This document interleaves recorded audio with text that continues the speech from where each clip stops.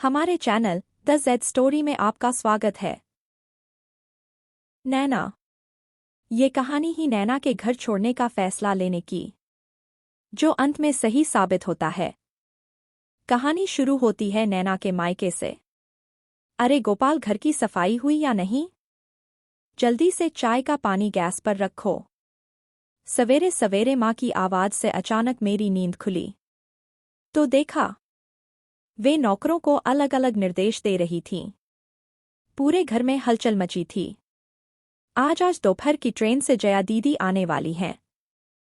जया दीदी हम बहनों से सबसे बड़ी हैं।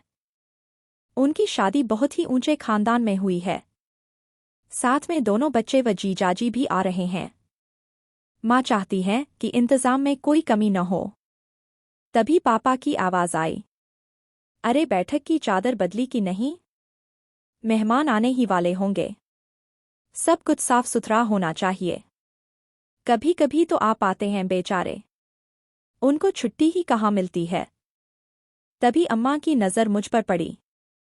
अरे नैना, तू तो ऐसे ही बैठी है, और यह क्या? रौनक तो एकदम गंदा है। चल उठ, नहा धोकर नए कपड़े पहन। और हाँ, रौनक को भी ढंग से तैयार कर देना, वरना मेहमान कहेंगे कि हमने तुम्हें ठीक से नहीं रखा। अम्मा की बातें सुनकर मन दुखी हो गया। मैं भी शादी के बाद जब एक दो बार आई थी, तब घर का माहौल ऐसा ही रहता था। पहली बार जब मैं शादी के बाद मायके आई थी, तब सब कैसे खुश हुए थे। क्या खिलाएं, कहाँ बैठाएं। लग रहा था जैसे मैं कभी दोबारा आऊंगी ही नहीं। लेकिन कितने दिन ऐसा आदर सत्कार मुझे मिला। ससुराल जाते ही सबको मेरी बीमारी के बारे में पता चल गया। कुछ दिनों तक तो मेरी ससुराल वालों ने मुझे बर्दाश्त किया, फिर बहाने से यहाँ लाकर बैठा गए। दरअसल मुझे सफ़ेद दाग की बीमारी थी, जिसे छिपाकर मेरी शादी की गई थी। फिर घर की प्यारी बेटी, जो पिता की आंखों का तारा व माँ के लिए नाज थी, उसके के साथ शुरू हुआ एक नया अध्याय। जो पिता मेरा खुले दिल से इलाज करवाते थे, उन्हें अब मेरी ज़रूरी दवाएं भी बोझ लगने लगीं। माँ को शर्म आने लगी कि पास पड़ोस वाले कहेंगे कि बेटी मायके में आकर ही बस गई। भाई बहन भी कड़वी बातें करने से बाज नहीं आते थे। अभी यह लड़ाई चल ही रही थी कि पति का बोया हुआ बीज मेरे लिए मुश्किल पैदा करने लगा। खैर, जैसे तैसे रौनक का जन्म हुआ। नाती के जन्म की जैसी खुशी होनी चाहिए, वैसी किसी में नहीं दिखी। बस खुश होने का दिखावा किया गया। धीरे धीरे रौनक 3 साल का हो गया। तब मैंने भी ठान ली कि ऐसे बैठे रहकर ताने सुनने से अच्छा है कुछ काम किया जाए। सिलाई कढ़ाई और पेंटिंग का शौक मुझे शुरू से ही था। शादी के पहले मैंने सिलाई का कोर्स भी किया था। मैं अगल बगल की कुछ लड़कियों को सिलाई सिखाने लगी। उनको मेरा सिखाने का तरीका अच्छा लगा, तो वे और लड़कियां भी ले आईं। इस तरह मेरा सिलाई सेंटर चल पड़ा। ढेर सारी लड़कियां मुझसे सिलाई सीखने आने लगीं, और इससे मेरी अच्छी कमाई होने लगी। रौनक के 4 साल का होने पर मैंने उसे पास के प्ले स्कूल में भर्ती करा दिया। अब मेरे पास समय भी काफी बचने लगा। मैं अपने सिलाई सेंटर में काम किया करती थी। धीरे धीरे मेरा सेंटर एक मान्यता प्राप्त सेंटर हो गया। काम काफी बढ़ जाने के कारण मुझे 2 और लड़कियां भी रखने पड़े, इससे मुझे अच्छी मदद मिलती थी। अभी जिंदगी ने रफ्तार पकड़ी ही थी कि भैया की शादी हो गई।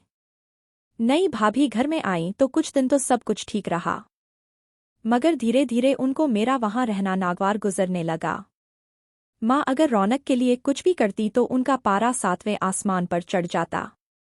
शुरू शुरू में तो वे कुछ नहीं कहती थीं, लेकिन बाद में खुलेआम विरोध करने लगीं। एक दिन तो हद ही हो गई। पापा बाजार से रौनक के लिए खिलौने लेकर आए। उन्हें देखते ही भाभी एकदम फट पड़ी और चिल्लाकर बोलीं, पापा जी, घर में अब यह सब फजूल खर्ची बिल्कुल भी नहीं चलेगी। इस महंगाई में घर चलाना ऐसे ही मुश्किल हो गया है। ऊपर से आप आए दिन मुन्नू पर फजूल खर्ची करते रहते हैं। हालांकि ऐसा नहीं था कि घर की माली हालत खराब हो। भैया कॉलेज में हिंदी के प्रोफेसर थे, और पापा को भी अच्छी खासी पेंशन मिलती थी। मुझे भाभी की बातें उतनी बुरी नहीं लगीं जितना बुरा पापा का चुप रहना लगा। पापा का न बोलना मुझे भीतर तक चीर गया। मैं सोचने लगी, क्या पापा बेटे के प्यार में इतने अंधे हो गए हैं कि बहू की बातों का विरोध तक नहीं कर सकते? उन्हीं पापा की तो मैं भी बेटी थी। मेरा मन कचोट कर रह गया। क्या शादी के बाद लड़कियां इतनी पराई हो जाती हैं कि माँ बाप पर भी उनका हक नहीं रहता? खैर, जैसे तैसे मन को मनाकर मैं फिर नॉर्मल हो गई। रौनक को स्कूल भेजना और मेरा सेंटर चलाना जारी रहा। मेरा सिलाई सेंटर दिन ब दिन मशहूर होता जा रहा था। अब आसपास के गांवों की लड़कियां और महिलाएं भी आने लगी थीं। मेरी कमाई अब अच्छी होने लगी थी, इसलिए मैं हर महीने कुछ रुपए माँ के हाथ पर रख देती थी। शुरू में तो माँ ने मना किया, परंतु मेरे यह कहने पर कि अगर मैं लड़का होती और कमाती रहती तो तुम पैसे लेती न, वे मान गई। कुछ पैसे मैं भविष्य के लिए बैंक में भी जमा करा देती थी। किसी तरह जिंदगी की गाड़ी चल रही थी। घर में भाभी की चिकचिक बदस्तूर जारी थी। माँ पापा के पुत्र प्रेम से भाभी का दिमाग एकदम चढ़ गया था।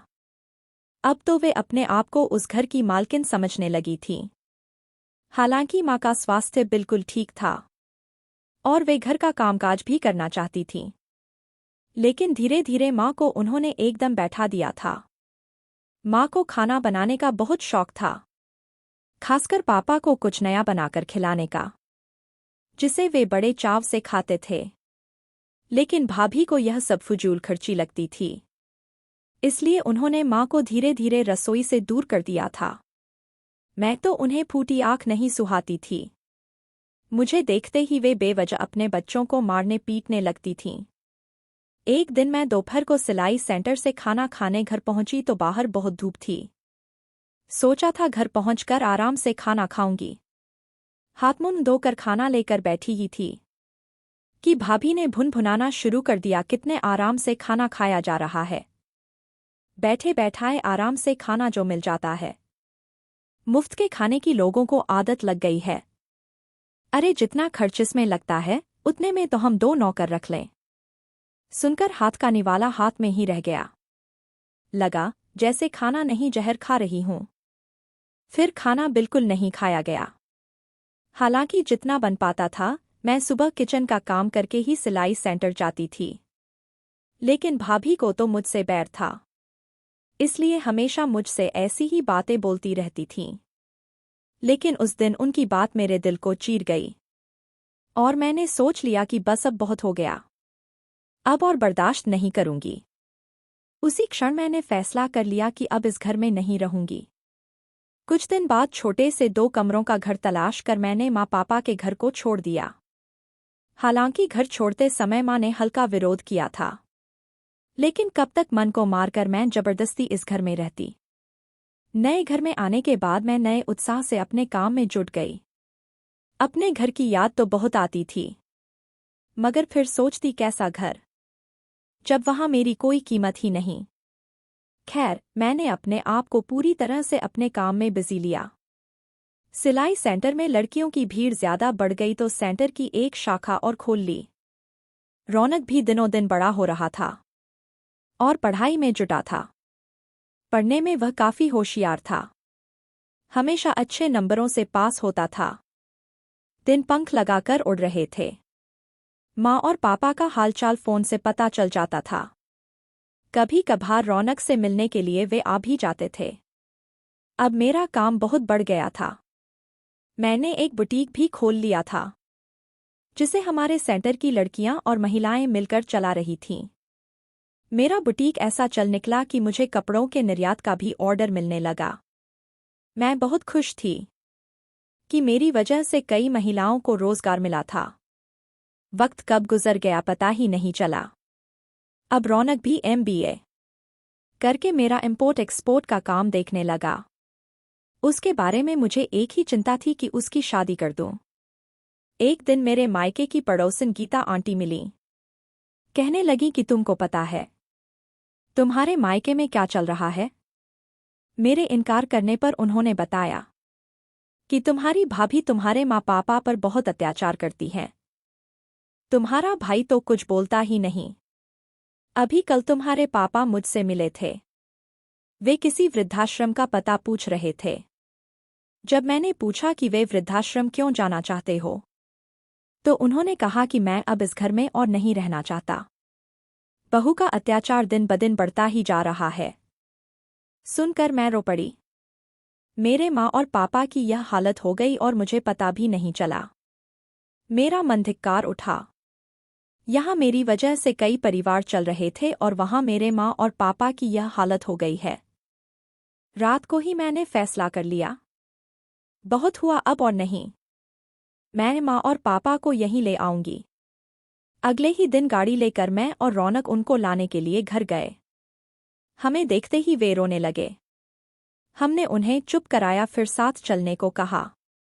अभी वे कुछ बोलते उससे पहले ही वहां भाभी आ गई और अपना वही अनाप शनाप बोलने लगी। पापा ने उनकी तरफ देखा और शांति से बस इतना कहा, हमें जाने दो बहू।